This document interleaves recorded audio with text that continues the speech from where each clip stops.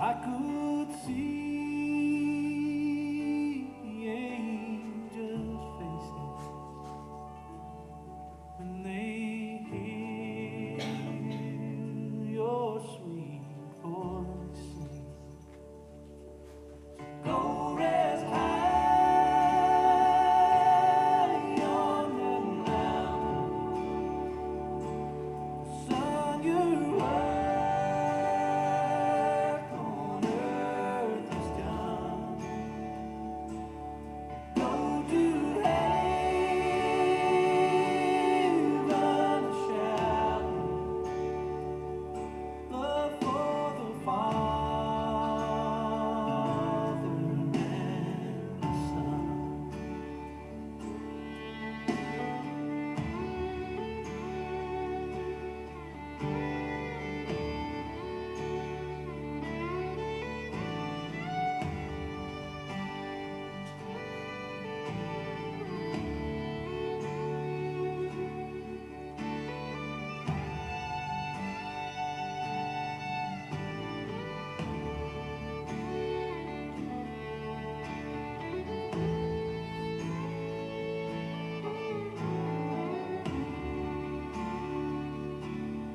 Go rest high on that mountain, 'cause son, your work on earth is done. Go to heaven shout, love for the Father and the Son. Go to heaven shout, love for the Father and the Son.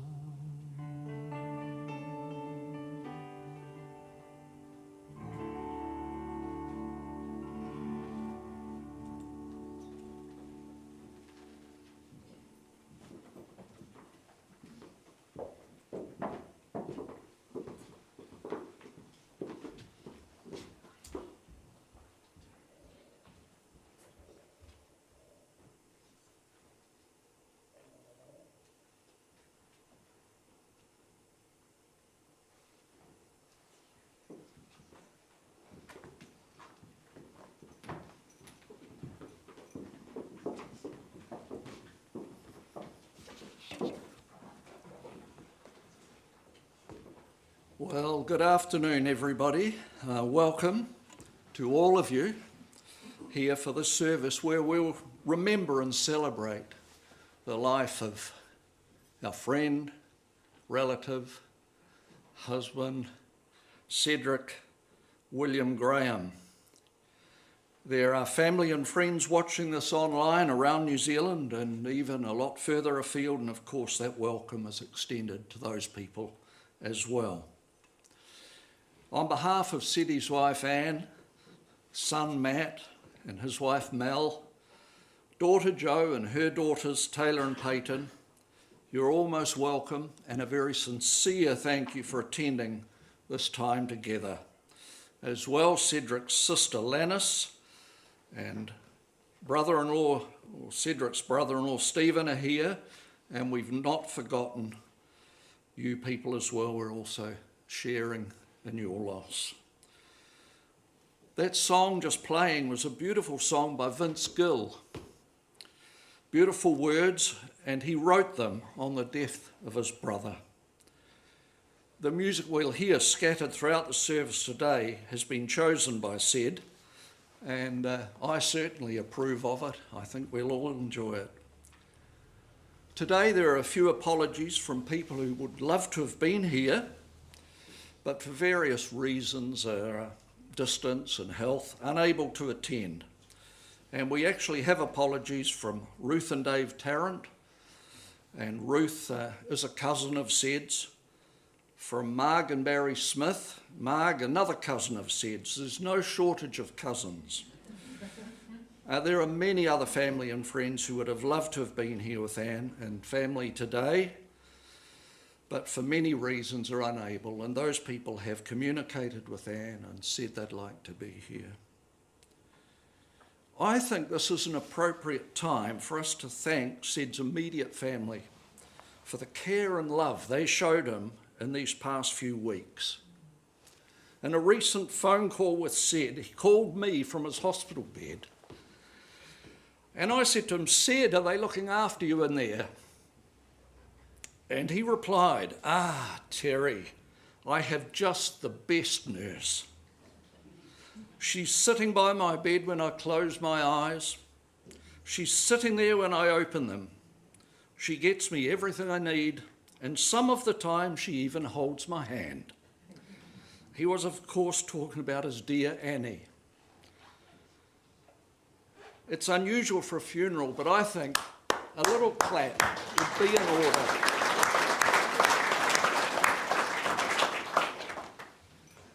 Thank you. During this time of celebration today, we're going to hear some of Ced's background in life. There'll be some tributes brought by Anne, Matt, Anne's sister Paulette, and a brother of Anne's, Steve. After that, the lectern here will be open for any other family members or friends who would like to bring a few words of tribute, memories or stories of Ced to us. At the close of the service, Cedric will be carried out to the hearse to the accompaniment of a piper. We will then follow the casket out, where we'll have the opportunity to see his coffin and pay our final respects to Ceddy.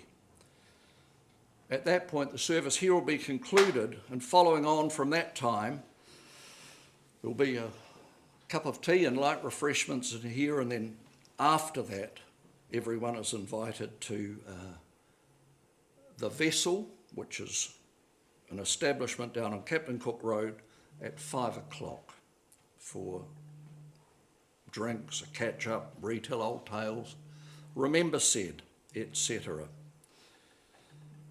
My name is Terry Cobham, and I'm so pleased to be able to do Ced's service. I'm one of a number of first cousins of Ced's. Quite a few of us are here today, and that says something. Those of us that lived in his hometown, and there were plenty of us, as you'll hear, called him Ced or Ceddy, both terms of endearment and affection. I remember his mother and maybe his sister Lannis sometimes calling him Cedric, but to most of us, everyone else, his father included, he seemed to be Ced or Ceddy. Ced grew up in a family of 4. His mother Myrtle was born and raised in Ced's hometown of Martin, and his father, John Graham, was from a small place just outside of Ballymena, and that is outside of Belfast in Northern Ireland. As mentioned earlier, Ced has a sister Lannis, so his family numbered 4.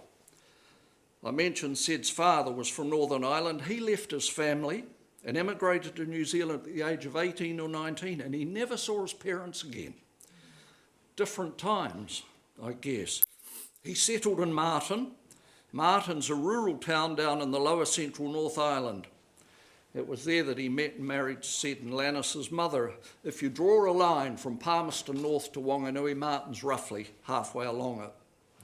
It's a rather unremarkable town, but our extended family was remarkable in one sense at least, and that was its size. And I'm telling you this to paint a picture of life in a small rural town all those years ago.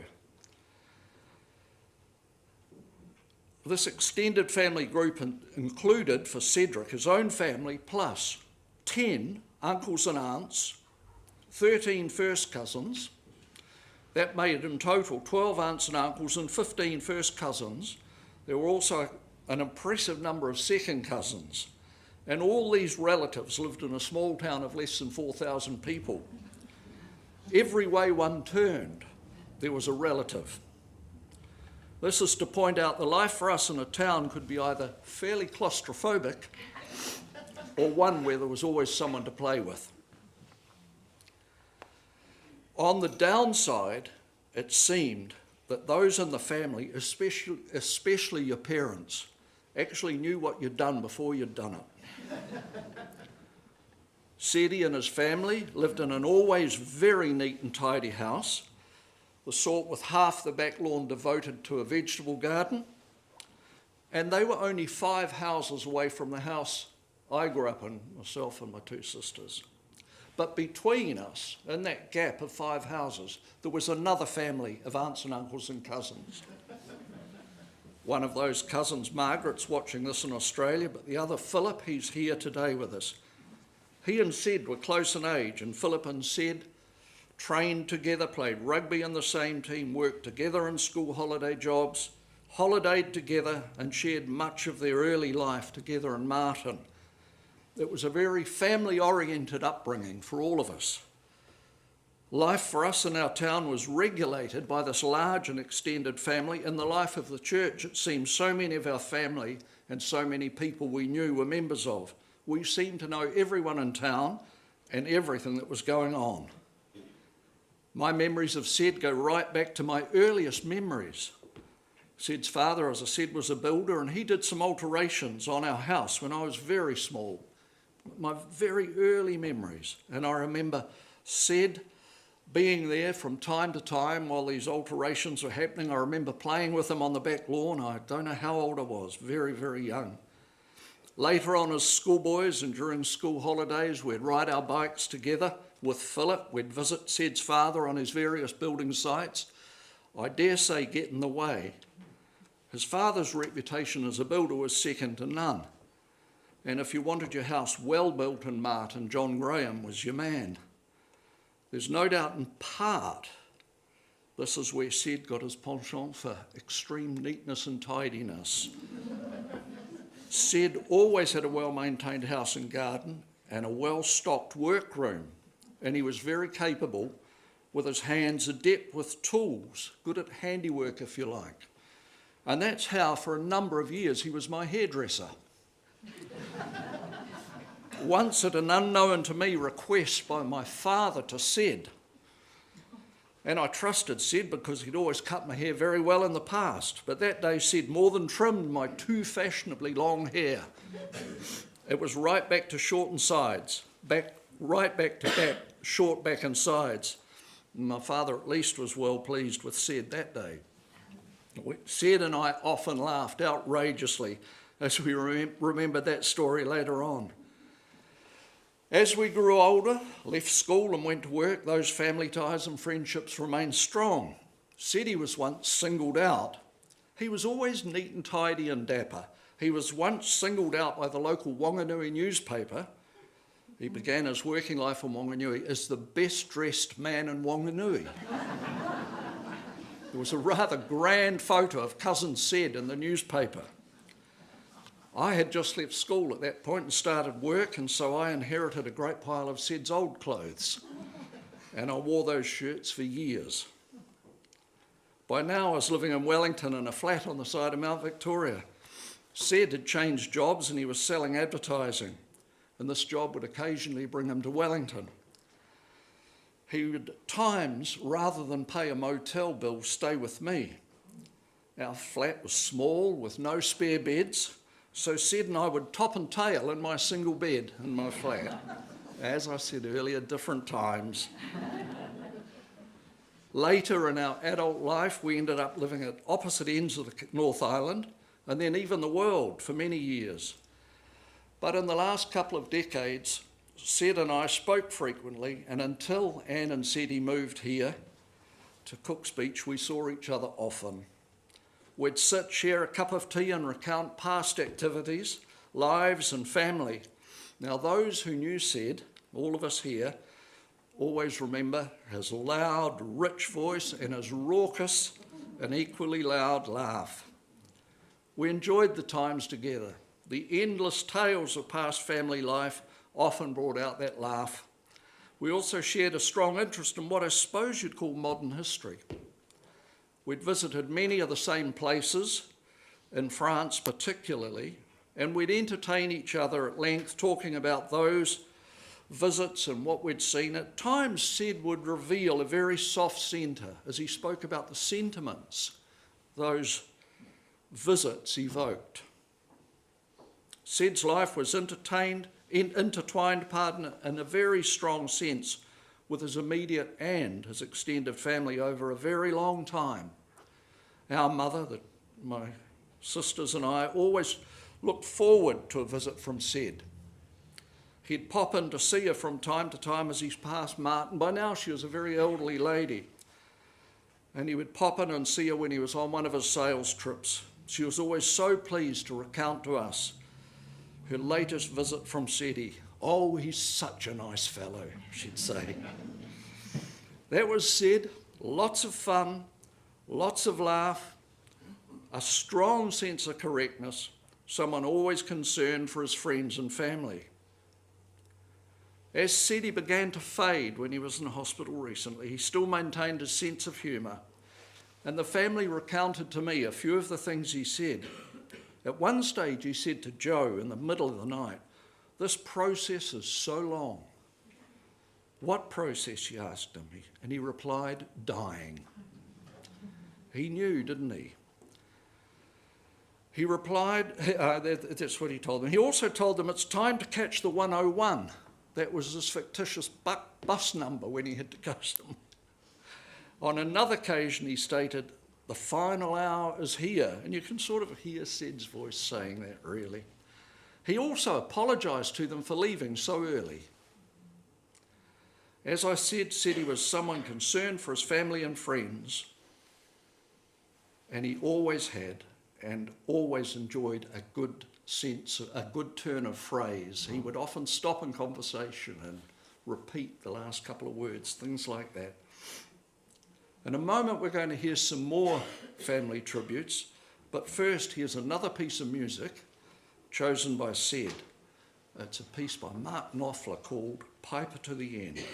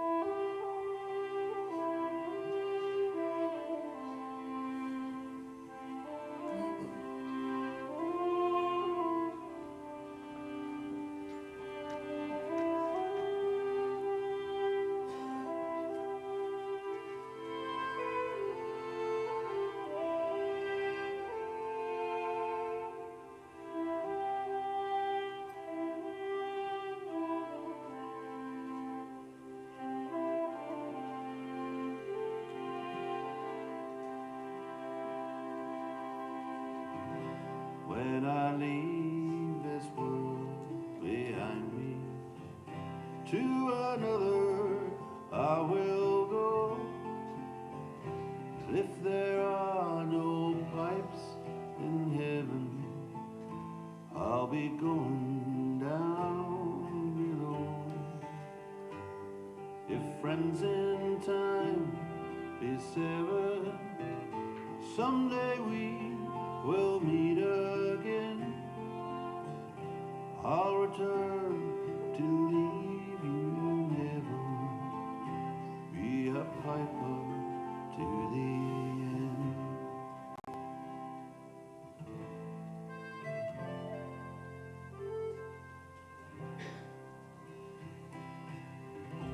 This has been a day to die for. Now the day is almost done. Up above, a quiet seabird turns to face the setting sun. Now the evening dove is calling, and all the hills are burning red. And before the night comes falling, are lined with golden thread. We'll watch their fires together, shed our quarters for a while, walk the dusty roads together, came so many miles. This has been a day to die on. Now the day is almost done. Hear the pipes will lay beside me, silent with the battle drum. If friends in time be severed, someday we will meet again. I'll return to leave you never, be a piper to the end.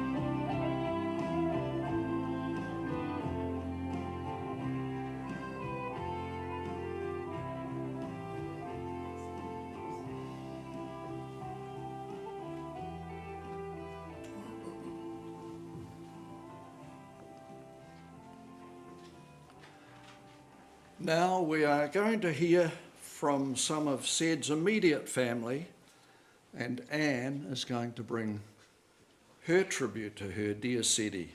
We'll then hear from Ced's son Matt, Anne's sister Paulette, and there's a recording from her brother Steve, all the way from Switzerland. Thanks, Anne.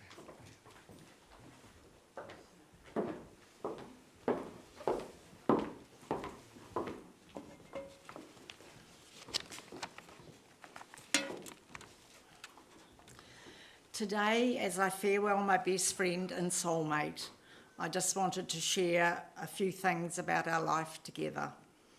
From the day we met, we shared so much.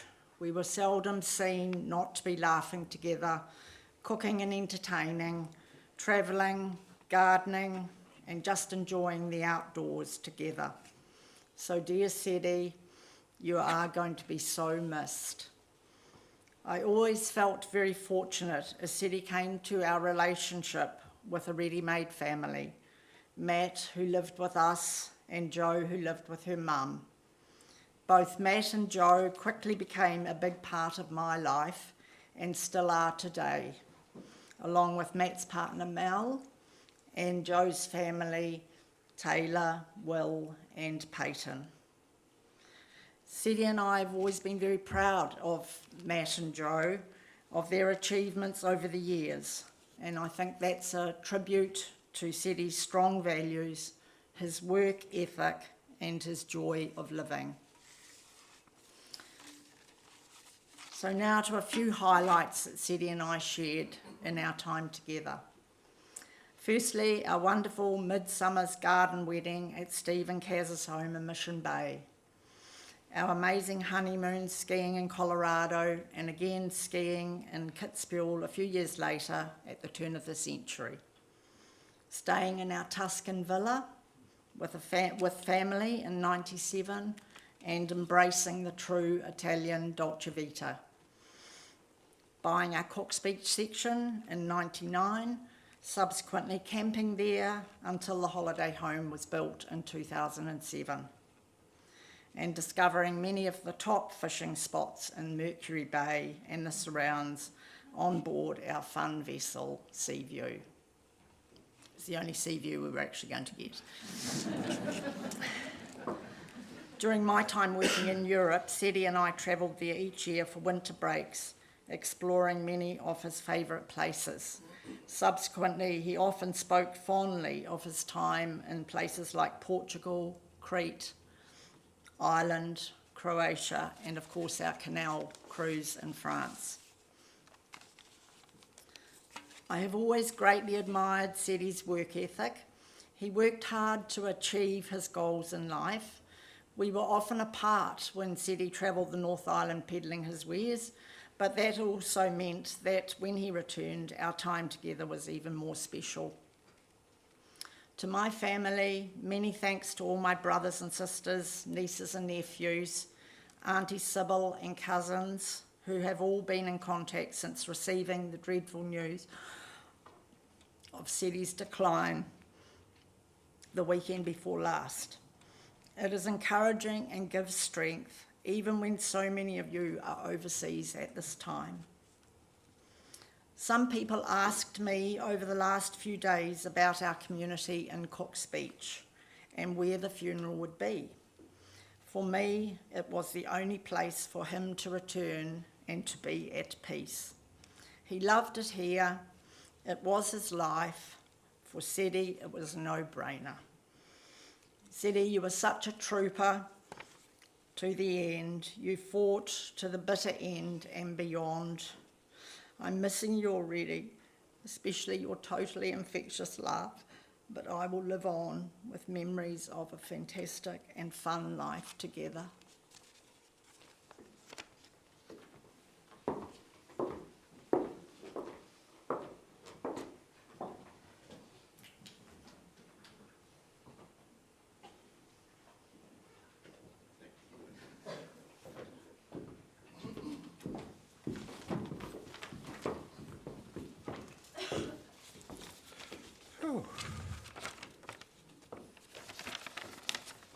It's not going to stay.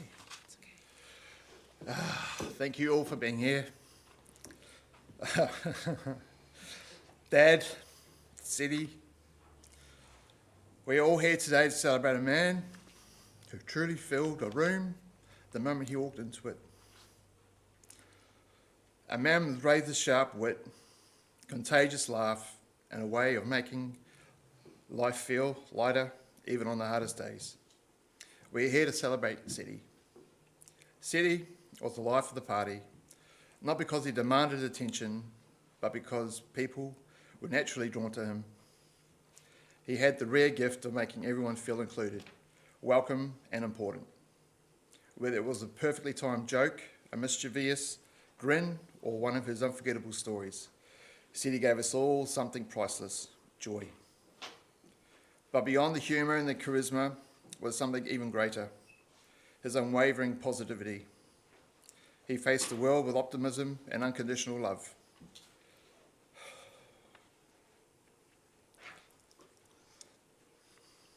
Cedric reminded us that attitude matters, that laughter heals, and that life should be fun. Friends became family, conversations became memories, ordinary moments became stories that will now be told for years to come. Through his humour, his compassion, his loyalty, the countless lives he touched. Simply by being himself, Cedric will be missed.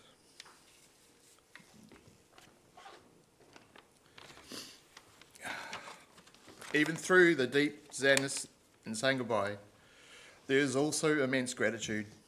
Gratitude that we knew him, gratitude that we laughed with him, gratitude that we loved him and we were loved in return. Thank you, Cedric. We will all miss you very, very much. Your loving son, Matt and Mel.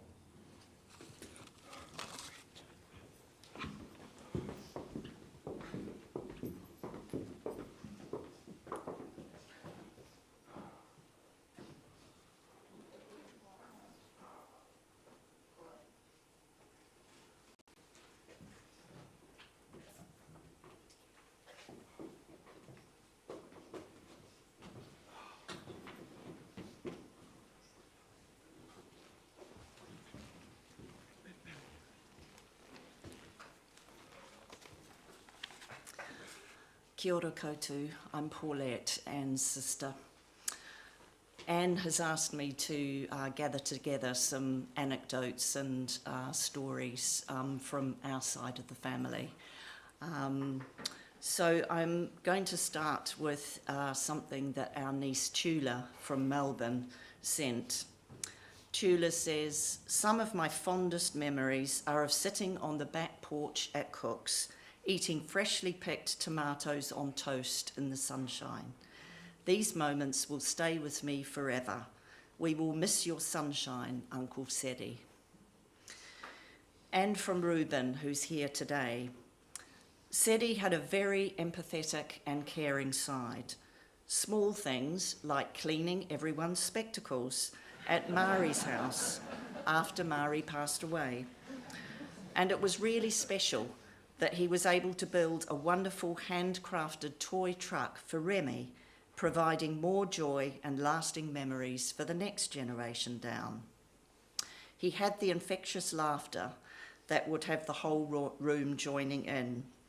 Years later, Rue says, "My wife Nadine didn't recognise him at the Keating family reunion and asked him, 'And how do you fit in here?' which was met with raucous laughter and a response of, 'I don't.'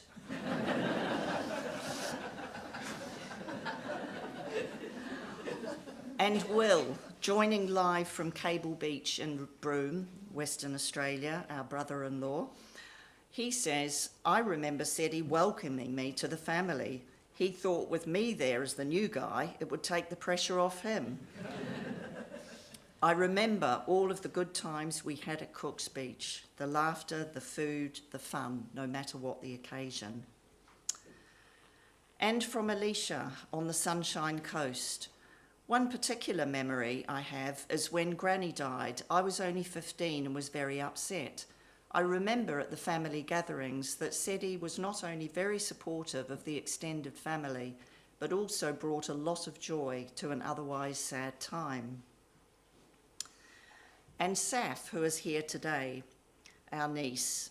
Cedric will always be etched in my mind and heart as a man of many, many laughs. He was a great storyteller with quick wit and a cheeky grin. He could be serious at times too. He was loyal, generous, and genuine. I distinctly remember him saying the last day I saw him, "You're looking so well, Saf, isn't she, Annie?" He sported the colour blue well and always had nice spectacles and sunglasses. I remember his boat shoes, his polos, and merino jerseys well. And Dennis, our brother, joining from Brisbane.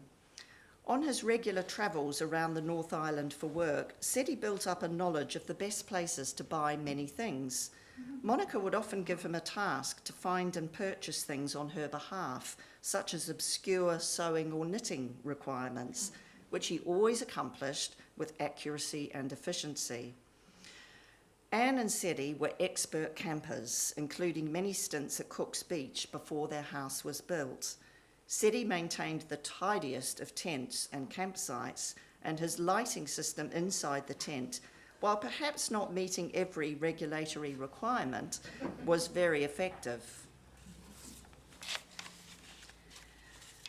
And for myself, well, we had a lot of banter about Cedric having 2 wives. Apparently, there's more than a passing resemblance between Anne and me. Much as I loved the guy, Anne didn't have much to worry about with regard to wife number 2.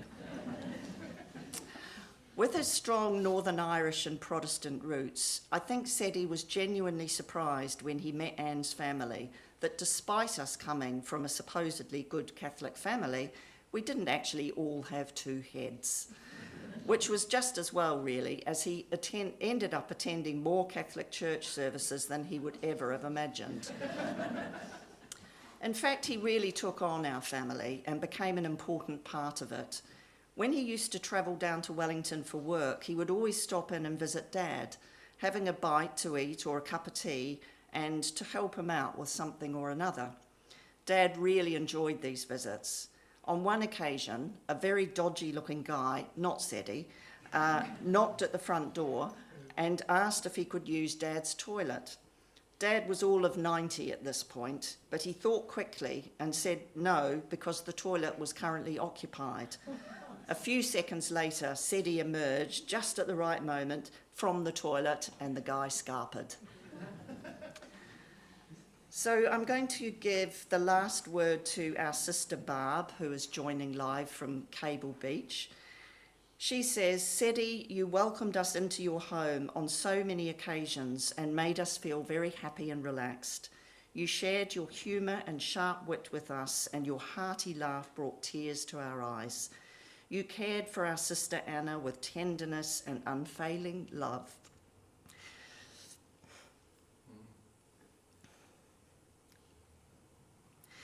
For this, I am truly grateful. Rest in peace now, dear Cedric. We will continue to honour you. And now we have a recording from our brother Steve on behalf of him and his wife Sarah. They're in Zurich right now, otherwise they would have been here in person.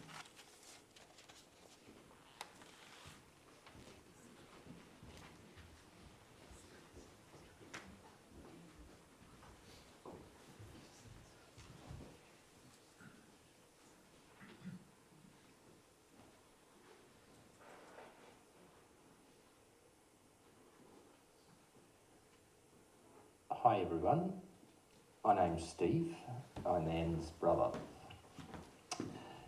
In the 30 plus years I've known Cedric, one of the most constant sources of banter between us was the rugby. Inexplicably, hailing from Martin, heartland of the Hurricanes, Cedric was a Blues supporter. True to my Upper Hutt roots, I backed the Hurricanes. Fortunately, these 30 years have been a period of near total Hurricanes domination, the team storming to one title to the Blues 4. The only way I would be met with silence on Cedric's part for that gag is when he's in the position he's in now. There was some surprise when Cedric lasted so long in hospital recently. For me, it was clear that he was waiting to be around for one more Hurricanes loss. After this happened on Friday night, he went to his rest happy. This had the added bonus that he didn't have to experience yet another abject Blues capitulation on Saturday night. With the Hurricanes at the top of the table, Cedric decided this was not a world he wanted to live in. Like the tiger he shared so many characteristics with, Cedric took himself to the wilderness of the Chiefs' catchment area for his departure. Over the years, we've also refought the battles of the Reformation. Cedric kicked with the wrong foot in this area. Whenever something was a bit mysterious to him, he would comment to me that it must be a Catholic thing. And when I found something hard to understand, the response to him would be, it must be a Protestant thing. Sarah, my wife Sarah, remembered the occasion we decided it was time for Cedric to be the butt of a practical joke. We can't remember why. Perhaps it was that his spirits needed to be lifted after failing to execute perfectly his triple backward somersault off the top of the ladder. Or perhaps it was in reply to one of his own practical jokes. Anyway, we searched for a weak spot. As you know, Cedric was proud of the high quality vehicles he drove. This was in Winhall Rise days, when even those vehicles had to take second place to the museum exhibits in the garage, and the cars were parked on the driveway. So we rang him in a disguised voice to inform him that his car had been stolen and had been sighted some distance from his home, and we would be doing the best we could to get it back to him if possible.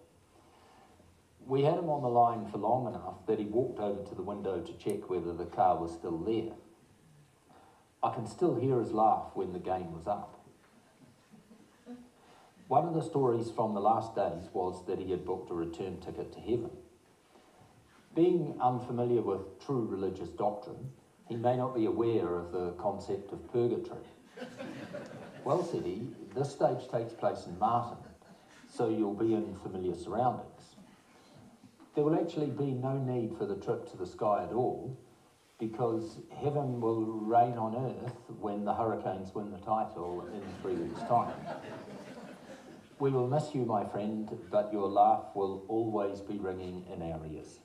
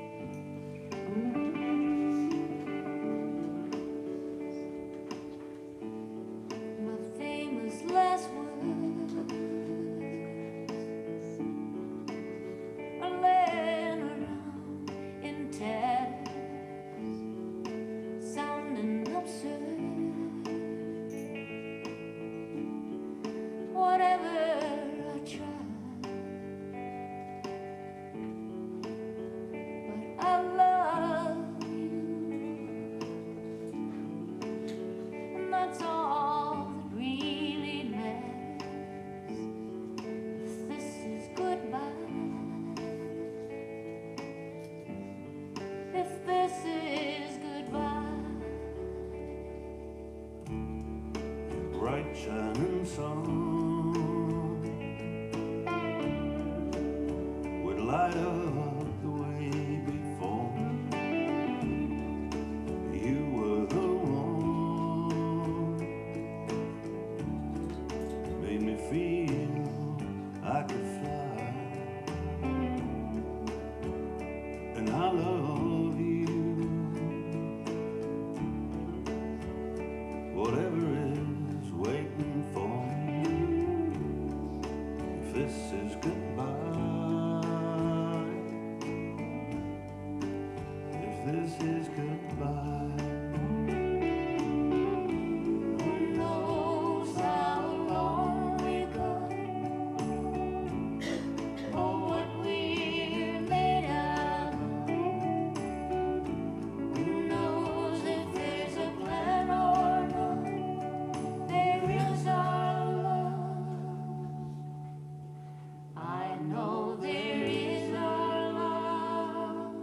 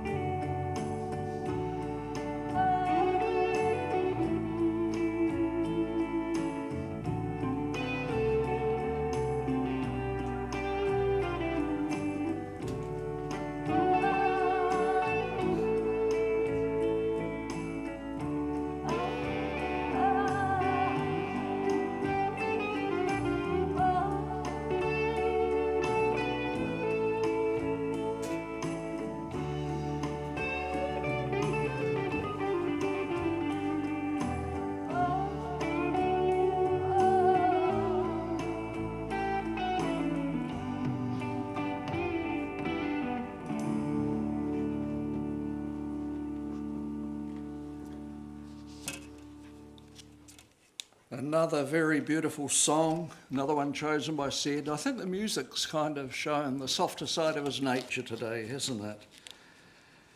Thank you, Anne, Matt, Paulette and Steve for those tributes, and we all understand how hard it was for you, but thank you very much. At this point, I'd like to invite any of you out here who might have a little tribute of your own to bring.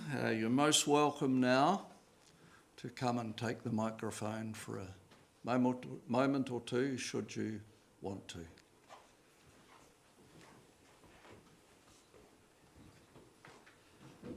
Perhaps each person could just introduce themselves too. Thank you. Yeah, hi there, I'm Mark Bell. Oops, take your notes away. I just heard about it, so I did a lot of prep on a bit of paper here. And I often called Ceddy the young fella.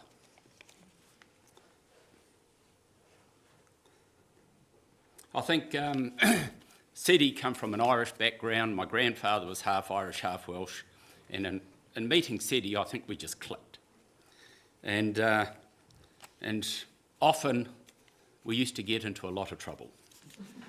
And I always found I'd wake up in the morning, we did a lot of socialising in Charles Green, and there's some lovely folk here from Charles Green. We lived in Charles Green at the time. You know, Kevin and Kay, Dave and Nolene were over the back. We've got the other ones, Mike and Anita, Jack and Diane, who I'm not sure if they're able to make it, but there was others, so we had a lot of socialising. We used to put on a lot of events at our house, theme parties and all that. But, and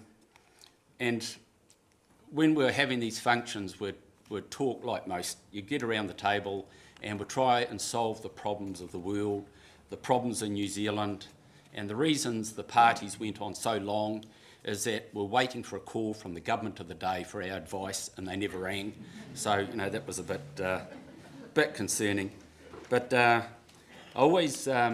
wake up in the morning after one of these social events, and my wife Lynn would say, "Mark, do you realise?" And I thought, holy crap. What? And I could do the only thing a good friend could do. I said, "What has Ceddy put us into?"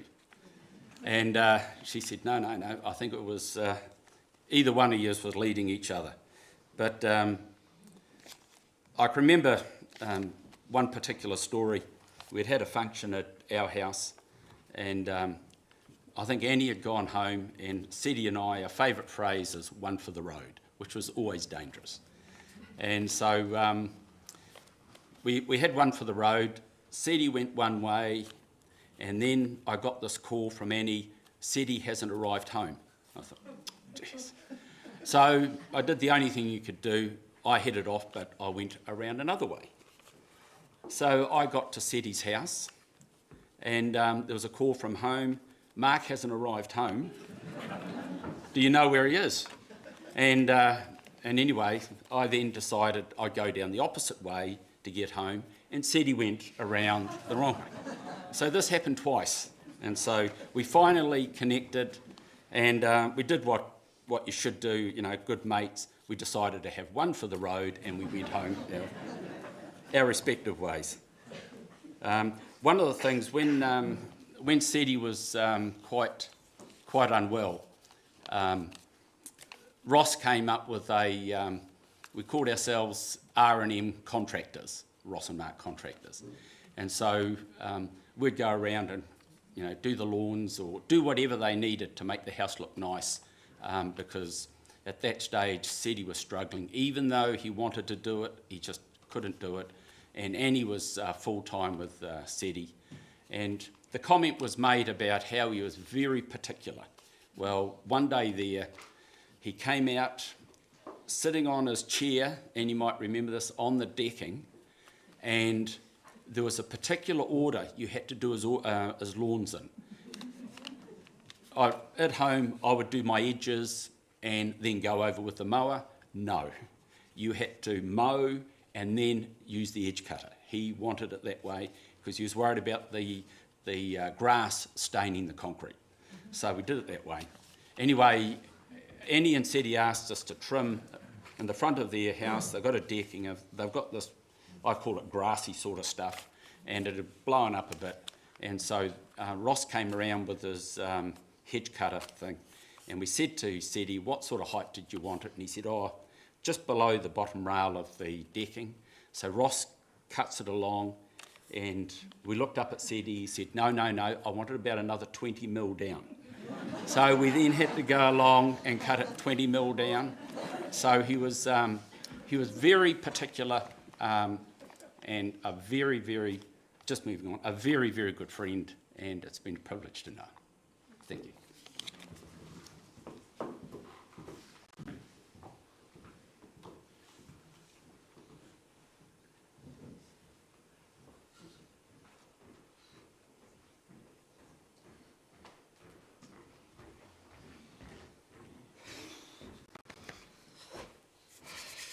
Okay, hello everyone. My name's Michael Galt.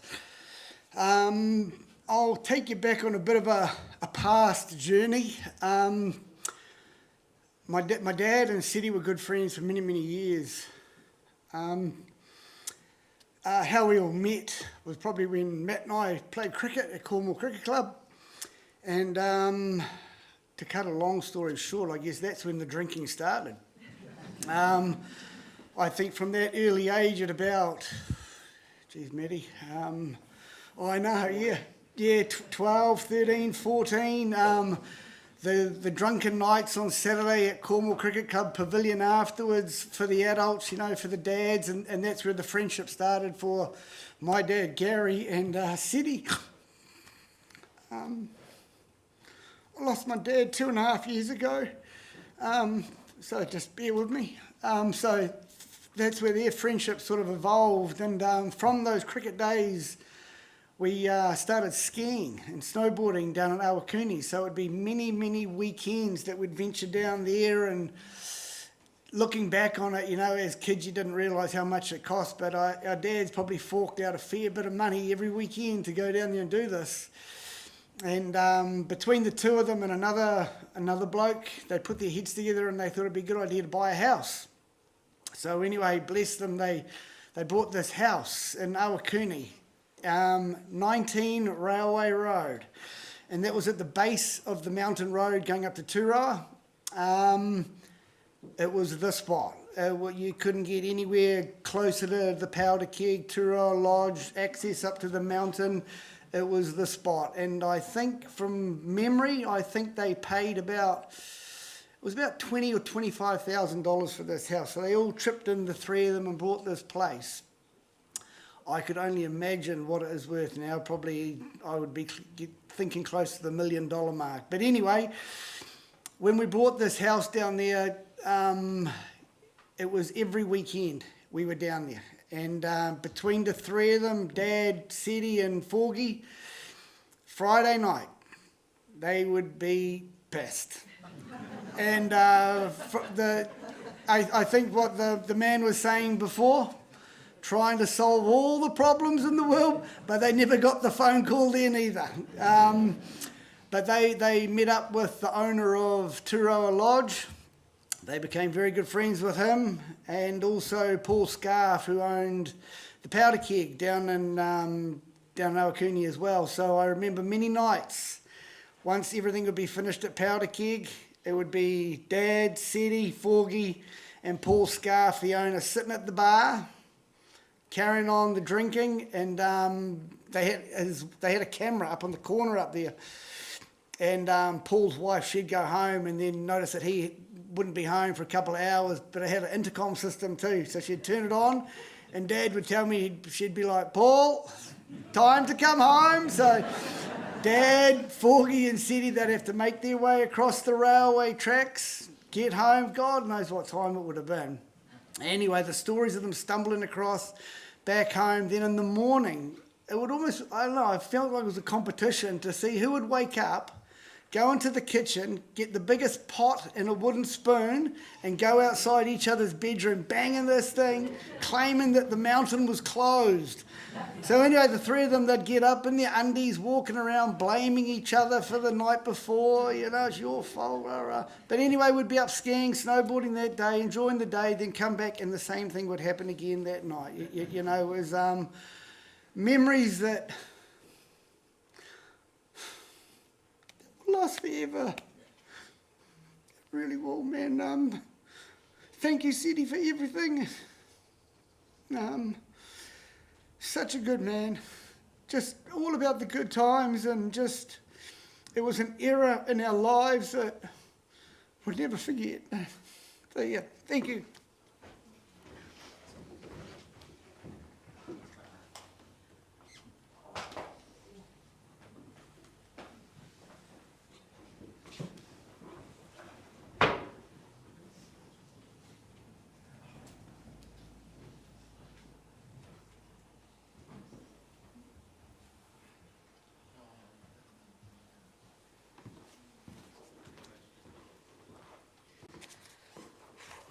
Good afternoon, everyone. My name's Linda McLaughlin, and I became Ceddy's neighbour with my husband and two boys in 1980, and we were neighbours for 16 odd years. Well, Matt grew up there with Dad, and Joe went off and stayed with Mum. We had some wonderful times. He became a lifelong friend. John Boy, as he called my husband John, would be walking him up there now, and they'll be looking down and having a good few laughs. His laughter was incredible. I could hear him laughing from inside our house when he was inside his house. And so we just sit there and laugh because we could hear Ceddy laughing. And he had very light footfall, so much so we could hear him walking through his house from inside our house. He had the museum in the garage. One day my eldest son sprayed his brand new car with CRC all down the side of it just because he could. Todd wished they both could be here today, Jamie and Todd actually said, Mum, I remember seeing a photo of Ceddy and John in the boat and Dad in the boat. I thought they were out fishing, he said. They were sitting in our driveway pissed. They'd been cleaning the boat. And Annie's arrival was supposed to be a surprise. We weren't supposed to know she was coming to see him that day. He tilted the Venetian blinds up so we couldn't see through. Annie came down the drive and heard Cedric's big concrete pad at the bottom, went over, reversed back, and we heard this mighty bang. John gets out, what's happened? And she'd backed over the edge of the concrete pad, so her back wheel was hanging over the edge. This is Annie's quiet entrance to Ceddy's life. John rushes out under the car. Okay, Ceddy. Anyway, off they went. One other story I always remember as well, he had 3 or 4 cars down the drive for some reason, and it was away on holiday. So my husband, as his usual silly self, decides, I'm going to make a sign. So when Ceddy came back from his holiday, there was these flags draped across his driveway with Ceddy's LMVD. But we had some wonderful times and became lifelong friends. We've had holidays together. Matt, we met in bloody LA and Disneyland. We went to Hawaii, Fiji. We had some wonderful times, and I'll miss him so much. A special person. Thank you.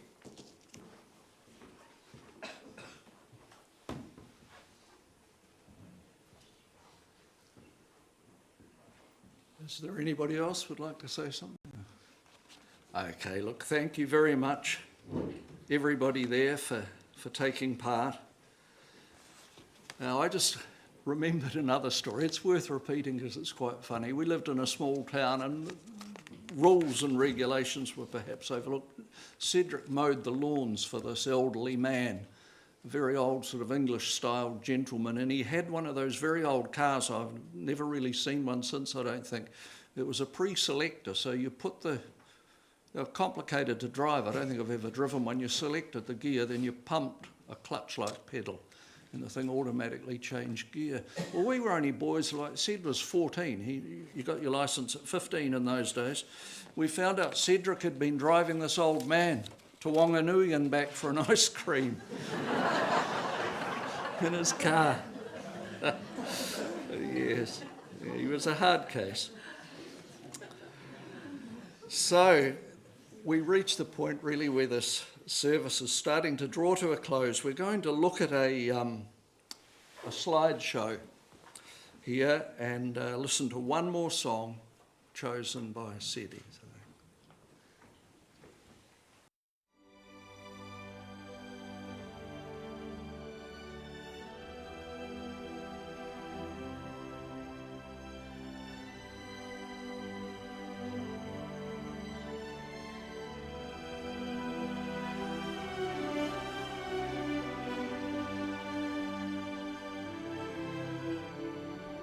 Quando sono solo e sogno all'orizzonte mancano le parole. Sì, lo so che non c'è luce in una stanza quando manca il sole. Se non ci sei tu con me, su le finestre.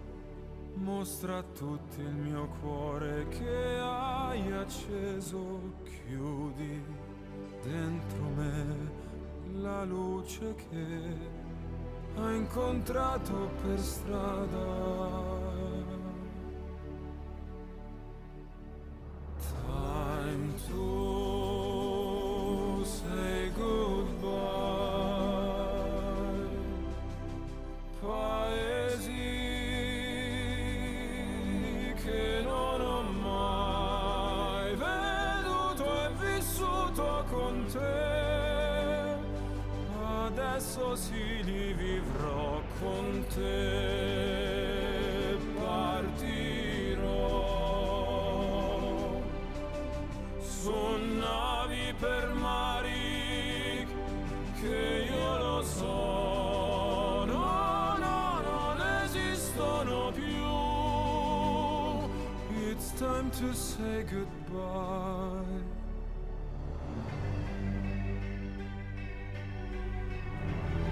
Quando sei lontana sogno all'orizzonte mancano le parole.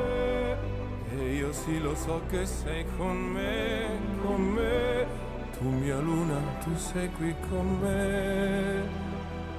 Mio sole, tu sei qui con me. Quando sei lontana sogno all'orizzonte mancano le parole. E io sì lo so che sei con me. Tu mia luna, tu sei qui con me. Mio sole, tu sei qui con me.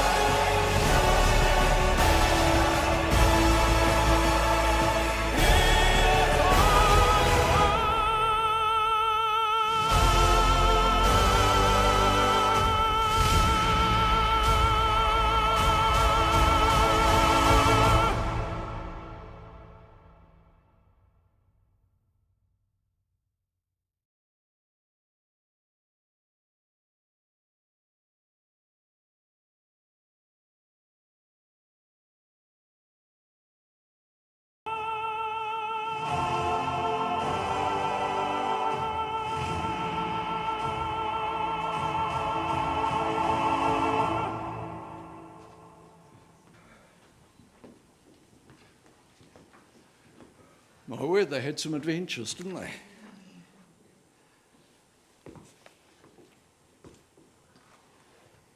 So this really does bring us to the conclusion. I'm sure we've all heard things that have brought the occasional tear to our eyes, but we've also heard things that have made us smile and laugh. And I'm sure Cedric would have it no other way. The coming days and weeks will be hard for Anne and the family. I have a couple of verses from the book of Psalms in the Bible. We've spoken about Protestants and Catholics, but we all share the same Bible. Psalm 34 verse 18 says, "The Lord is close to the brokenhearted and saves those whose spirits are crushed." And another verse, Psalm 147 verse 3 says, "He heals the brokenhearted and he binds up their wounds." On your order of service, you will have noticed that there's a poem that Anne has chosen, and I'm just going to read it to you now. "When I die, I want your hands on my eyes. I want the light and the wheat of your beloved hands to pass their freshness over me one more time, to feel the smoothness that changed my destiny. I want you to live while I wait for you, asleep. I want for your ears to go on hearing the wind, for you to smell the sea that we love together, and for you to go on walking the sand where we walked. I want for what I love to go on living. And as for you, I loved you and sang you above everything. For that, go on flowering, flowery one, so that you reach all that my love orders for you, so that my shadow passes through your hair, so that they know by this reason for my song. It only remains for me to thank you on behalf of Mel, Matt, Anne, Joe, Peyton, Taylor, I knew that, and Will, whose name I forgot at the beginning. I'm sorry, Will.